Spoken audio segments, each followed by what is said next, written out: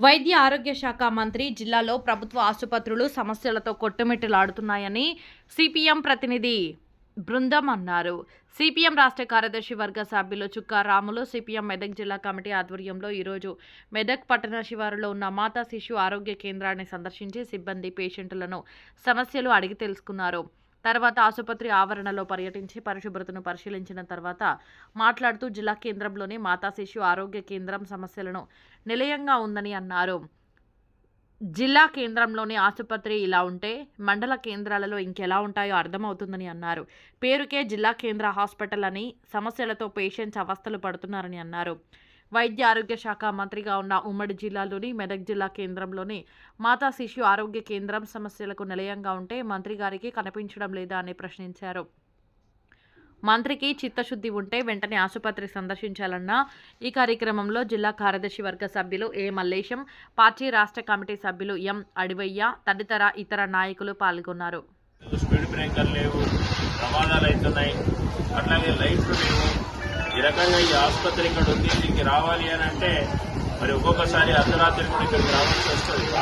కాబట్టి ఆ రకంగా ప్రభుత్వం మినిమం చర్యలు తీసుకోవట్లేదు, కనీసపరమైనటువంటి చర్యలు కూడా తీసుకోవట్లేదు. రెండోది వాళ్ళ పేషెంట్ల కోసం వచ్చేటువంటి అటెండెంట్, ముఖ్యంగా ప్రసూతి కోసం మహిళలు వస్తున్నారు ఇక్కడికి.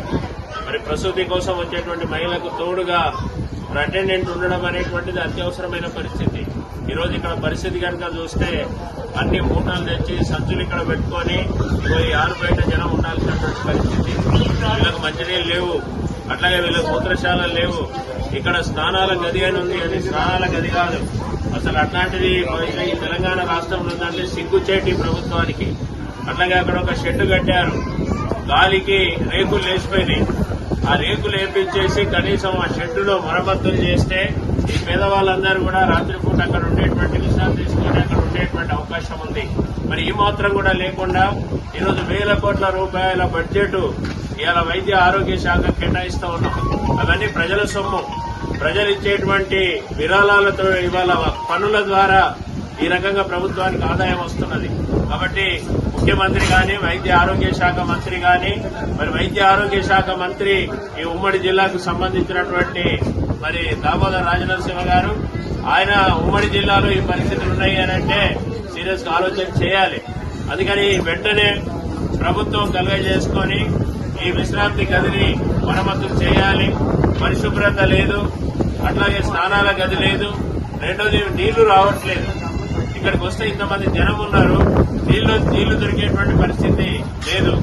అట్లాగే లోపల మరి వైద్య సిబ్బందికి సంబంధించి గాని, డాక్టర్లకు సంబంధించి గాని సమస్యలున్నాయి. ఇవి కూడా ఇవాళ పరిష్కారం చేయాలని చెప్పేసి మేము డిమాండ్ చేస్తున్నాం. మేము ఇప్పుడు మా అధ్యయనంలో వచ్చినటువంటి సమస్యలన్నింటినీ కూడా ఈ రోజే జిల్లా కలెక్టర్ గారి దృష్టికి తీసుకెళ్తున్నాం. మేము రాష్ట్ర ప్రభుత్వానికి కూడా మీడియా ద్వారా చెప్తున్నాం. ఈ వైద్య ఆరోగ్య రంగాన్ని పరిరక్షించాల్సిన అవసరం ఉంది. అందులో ఇప్పుడు సీజనల్ వ్యాధులు పెద్ద సంఖ్యలో వచ్చే అవకాశం ఉంది. అందుకని మరి ప్రభుత్వం తక్షణమే కలుగజేసుకోవాలి. ఇవాళ మాటలు చెప్పడం కాదు, మాది గొప్ప ప్రభుత్వం, మేము బాగా పరిపాలన చేస్తున్నామన్నారు. ఆ చెప్పే వాళ్ళని మెదక్ ఆసుపత్రికి తీసుకొస్తే ఇవాళ ప్రభుత్వం యొక్క పరిపాలన ఎట్లుందో ఇవాళ అర్థమయ్యేటువంటి పరిస్థితి ఉంది.